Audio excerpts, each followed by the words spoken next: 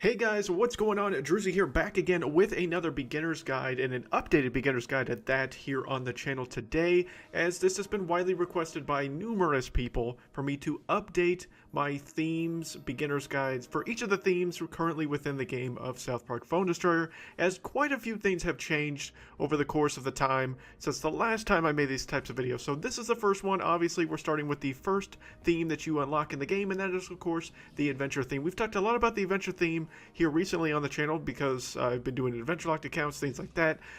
So there's going to be some tips and tricks that are going to be a little bit different focused than what an adventure locked would focus on specifically in this video. So if you're looking for adventure locked kind of information, I will have a link for that video in the video description. I know some of you do enjoy that or want to know about that. So here, of course, are the main things we're going to be talking about here in this video, which are the current best cards in this theme. Now, take this into consideration that balance changes do happen over the course of time throughout the course of this game, so these cards that I'm saying are the best in the theme currently may not be the case by the end of this year or whatever the case is going to be.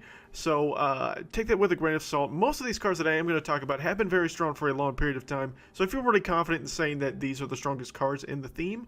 We're also going to talk about the best theme combos to pair with adventure, specifically for deck building, things like that.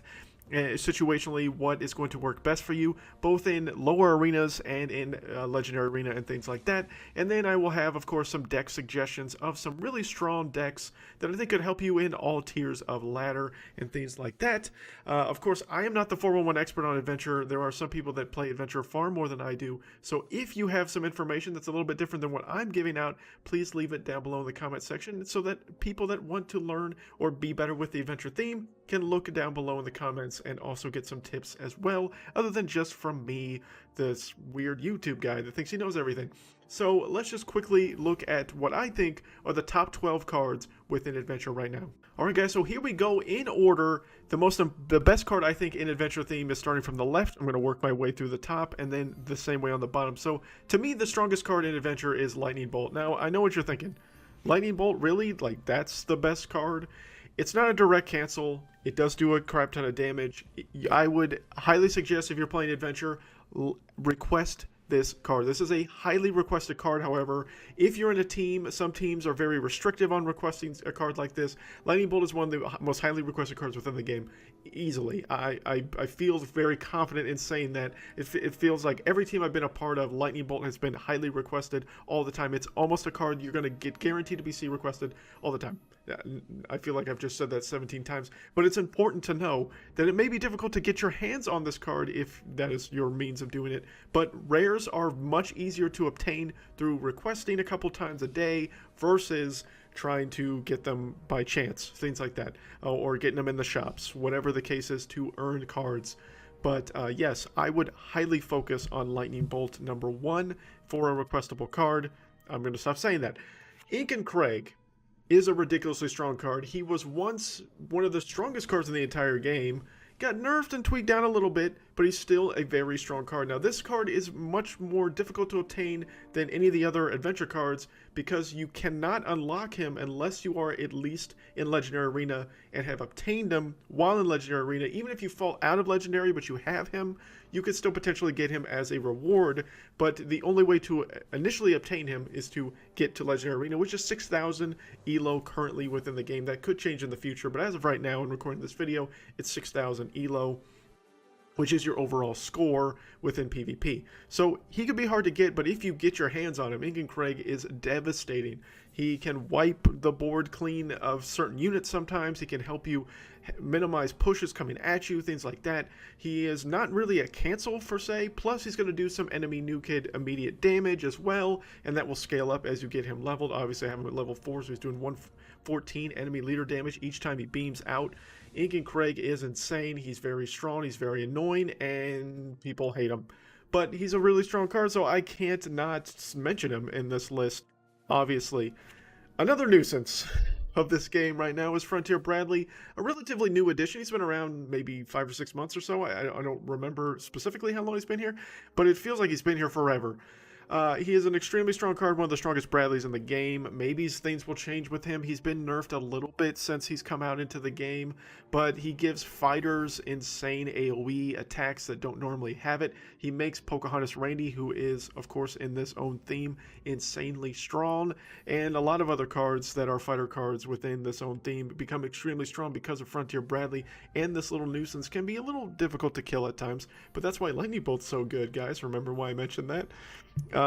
Inuit Kenny is the closest thing this theme has to a direct cancel. He is not 100% reliable in doing that, but if you kill Inuit Kenny at the right time for you, it will automatically kill whatever unit killed him. So the best strategy with Inuit Kenny, if you haven't, or if you're brand new into the game, do not level up this card. I'm telling you, I'm helping you. You might look at me and say, that's not really helping me, but it is helping you. Not leveling up Inuit Kenny is the best way to go about using him, and use him as a direct cancel. Use him to where he gets one hit, and then it kills the unit that's killing him, hopefully. I mean, it's not always going to happen that way. Crap happens. But Inuit Kenny, if you don't level him, is going to be better for you than if you do. Of course, I unfortunately did, so he's level 4. Stand of Many Moons, probably the best cancel card, the best to get you to force the enemy to use a cancel card in the game, because if this man gets his charge ability off, as you can see here at level 4, 716 damage to any and all enemy units on the field. It's insane the amount of damage that this card can pump out. Of course, there is a lot of people that run Mind Control, people that run Power Bind. There is a lot of ways to easily deal with Stand of Many Moons other than just directly cancel him.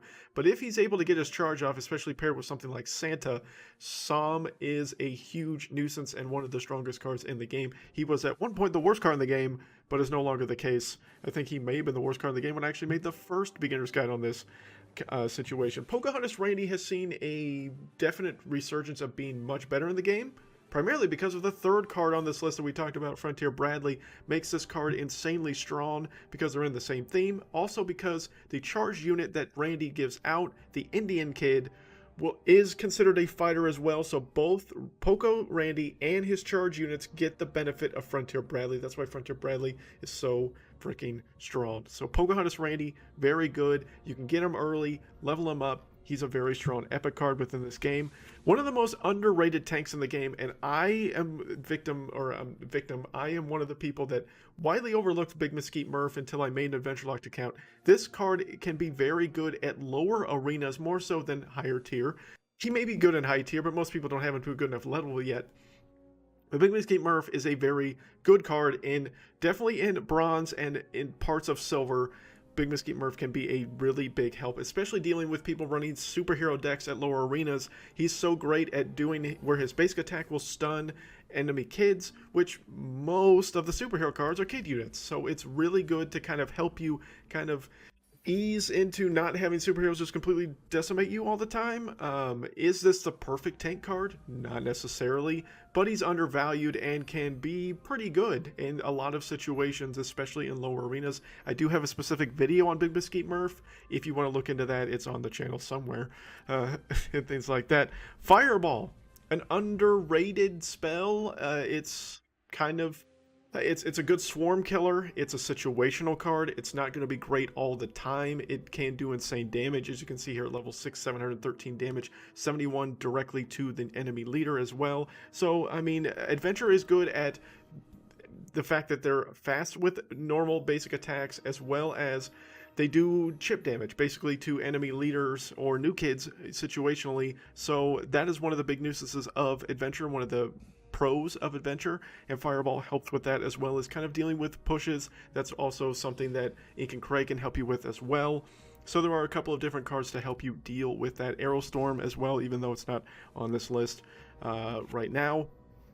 Swordsman Garrison, very good. I don't have him to level 6 yet. If you get him to level 6, he's a monster.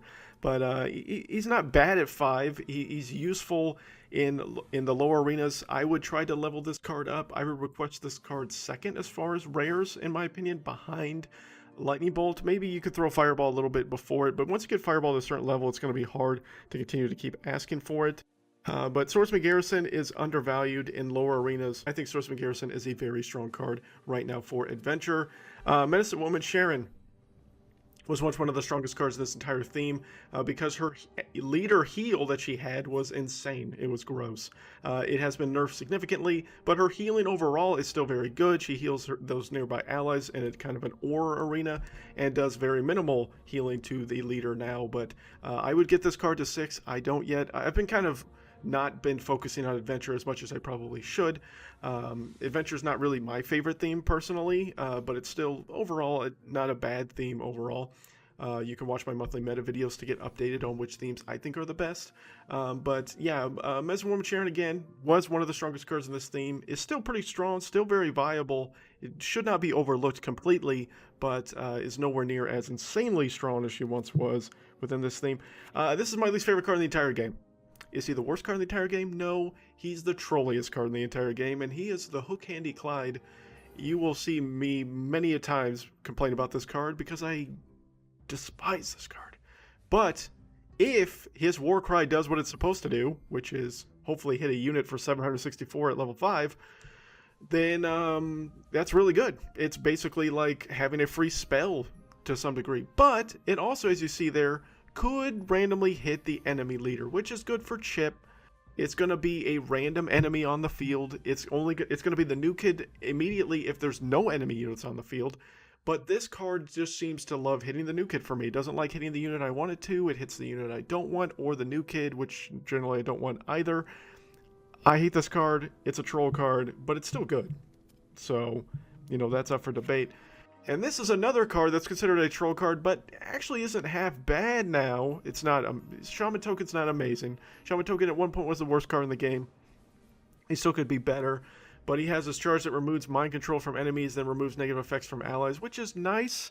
So there are some upside to Shaman Token. He gives this kind of removals for different spells and different things that affect you negatively and things like that. So I wouldn't completely overlook Shaman Token.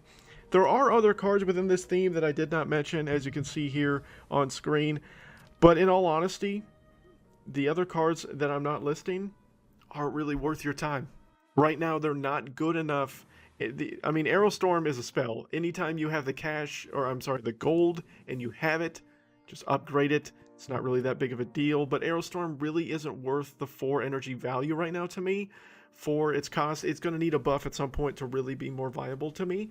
And the other cards within Adventure that I didn't mention, which isn't much more, I don't think are really that great right now. Gunslinger Kyle's recently received some buffs. Captain Wendy's received some buffs in the past. Pirate Ship Timmy received a buff in the past.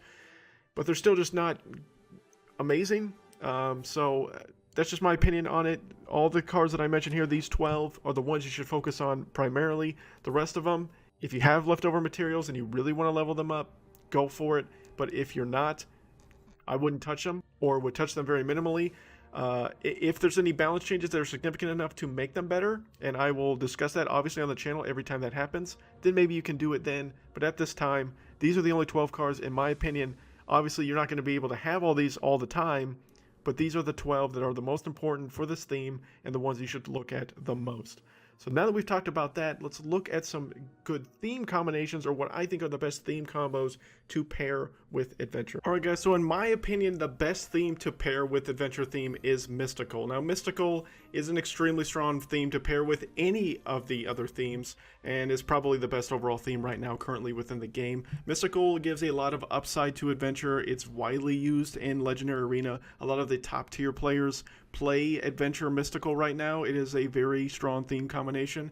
And is it going to be as viable for you in lower arenas? Maybe not, but once you get to the higher tiers, you're going to see it a lot primarily because of Ink and Dar. That is one of the most biggest nuisance right now within the game.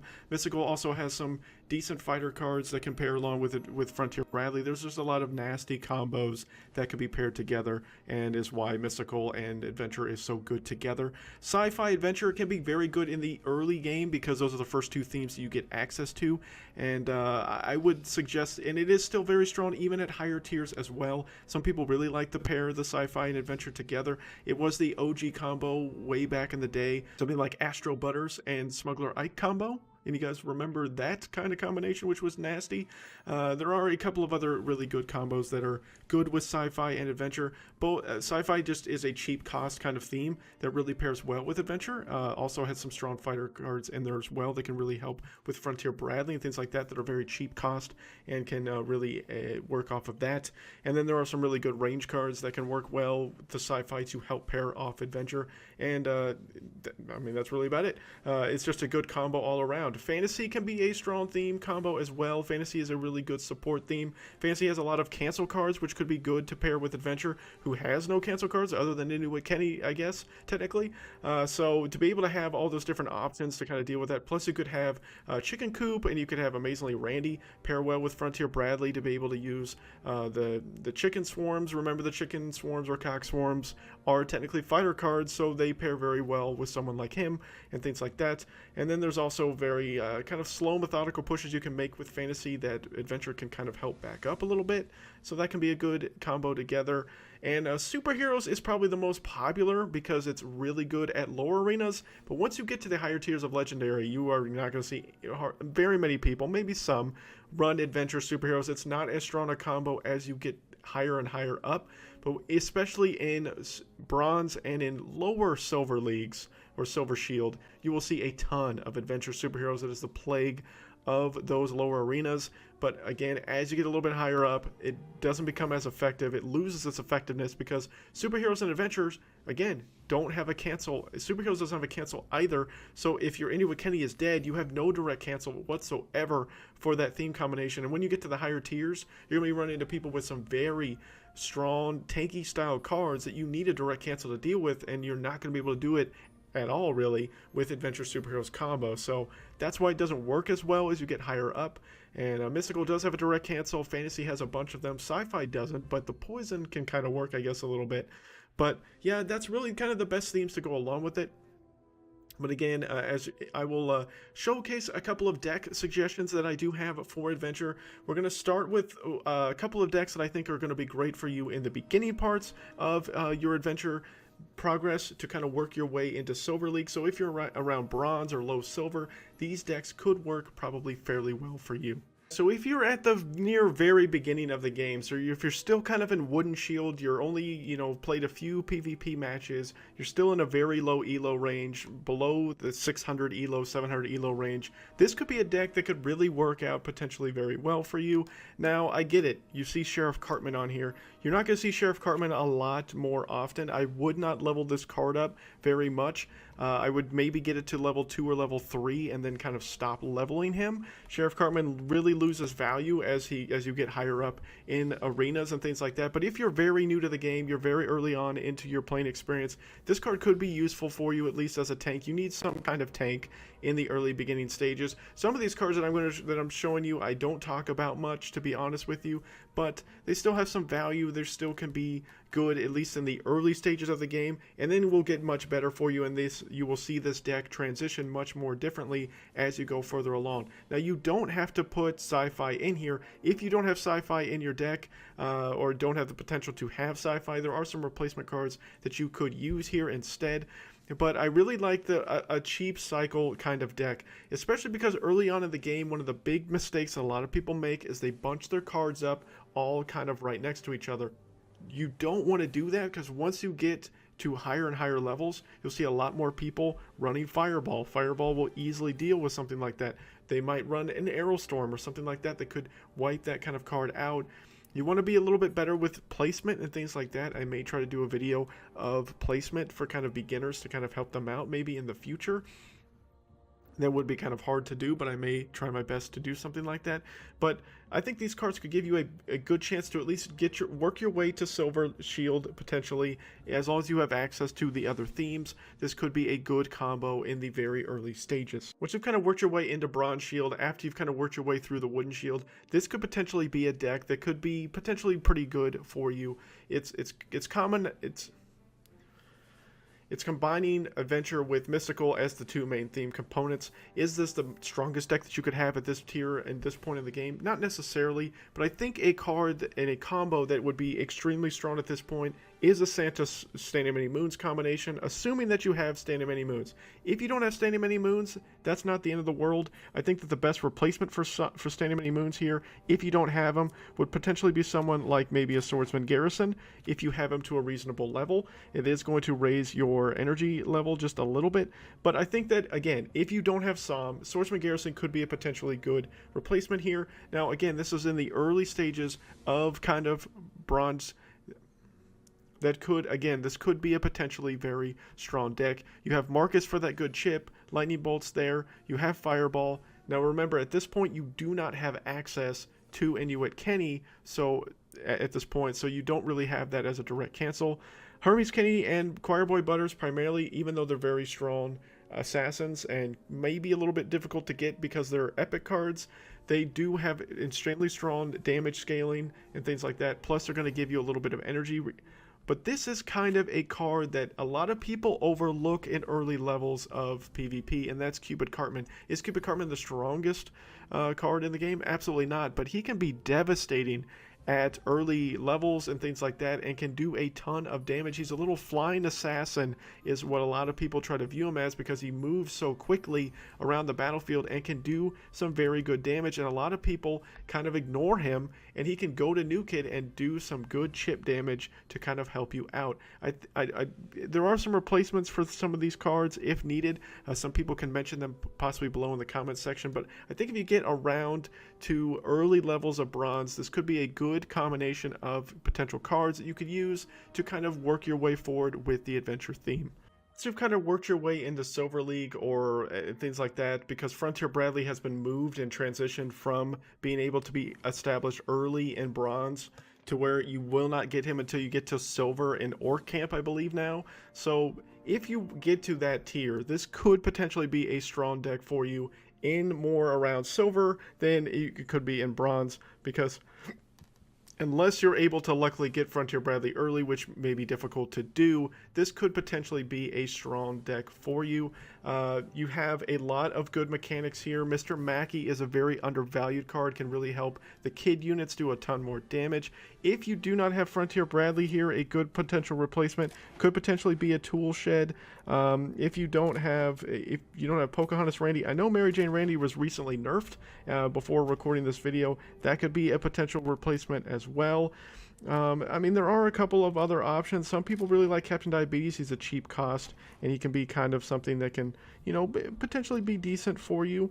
If you, want a kind of more tank kind of card instead of all these other non-tanks, potentially Big Mesquite Murph could be a good potential choice here. Remember, Big Mesquite Murph you're not going to get until early Silver League, I do believe, and things like that. But again, if you're able to get some kind of deck like this, Frontier Bradley can be very strong. Again, card levels do matter at some point as well. It's not just deck builds. Card levels do matter to some degree. Some of you may not have these cards to a good enough level to potentially be good with them.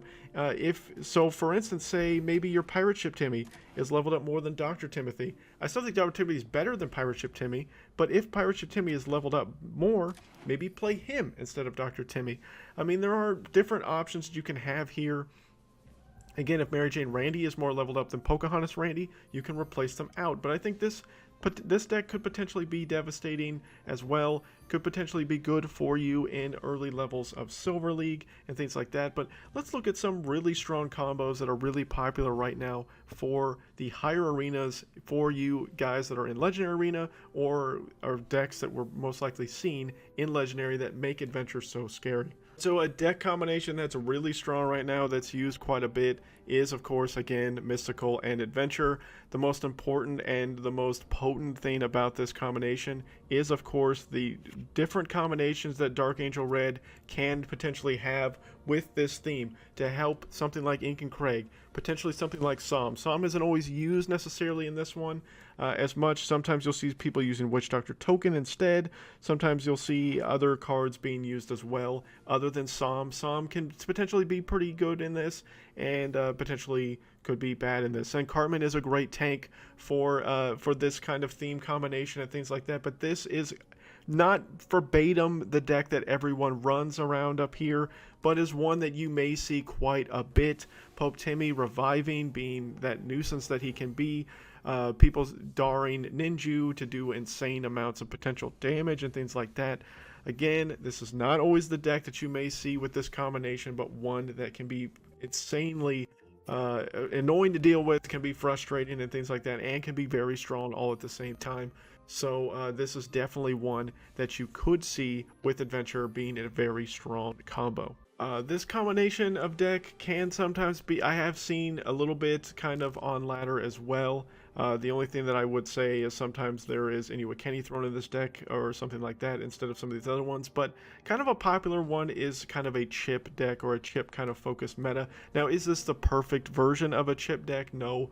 There are other options that have been thrown around, but if you know what I'm talking about, you have seen chip decks in higher tier ladder. Ink and Craig is popular for that. Marcus, of course, Santa Claus to help get as many Marcus pillows out as possible. You can use Hook Hand Clyde to chip down some new kid as well. Lightning Bolt is there to also potentially do some chip. Some people will throw Fireball in there that can do chip damage. You've seen Marine Craig sometimes used that can do chip damage. There's a lot of varieties within this to kind of do a chip kind of combination. But at the same time, can be a devastating combination altogether with some of these cards. Now, again, is this the most efficient deck that could be used with this theme combination of Adventure Sci-Fi? Not necessarily, but this could potentially also be a devastating deck at the same time, depending on card levels, things like that. Again, to take into consideration. But Santa Som is a strong combo, can be viable even at high tier ladder.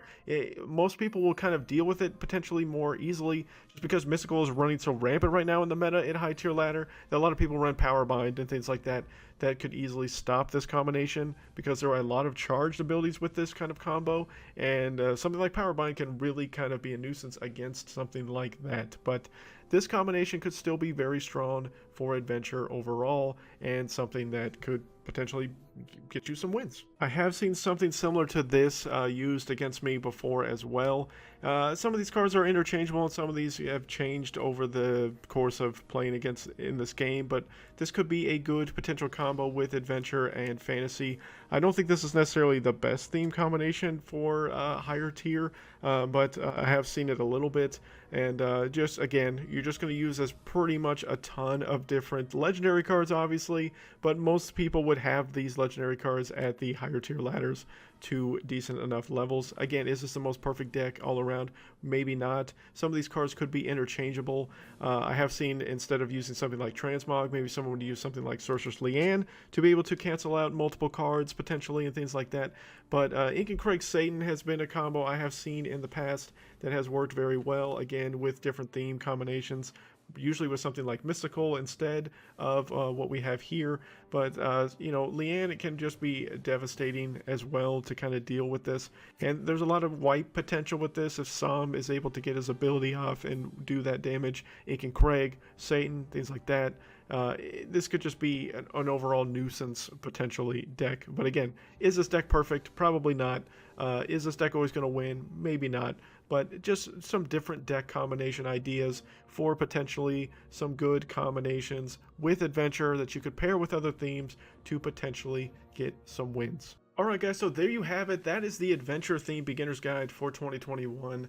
Hopefully this guide kind of helps you out, get a better idea of how to kind of use Adventure theme right now within the current meta. Now again, things are always subject to change with these kind of beginner guides, primarily for the reason of cards are going to get balanced, cards are going to get changed, things are going to change within the meta. I'm going to be caught up with what I think the meta is. I do quarterly, monthly meta is what I'm going to be doing for 2021, where every couple of months I'm going to kind of talk about where I think the meta has shifted. Now, the meta doesn't shift that dramatically that often, so it is not important for me to do it every month, which I used to do in the past, or tried to.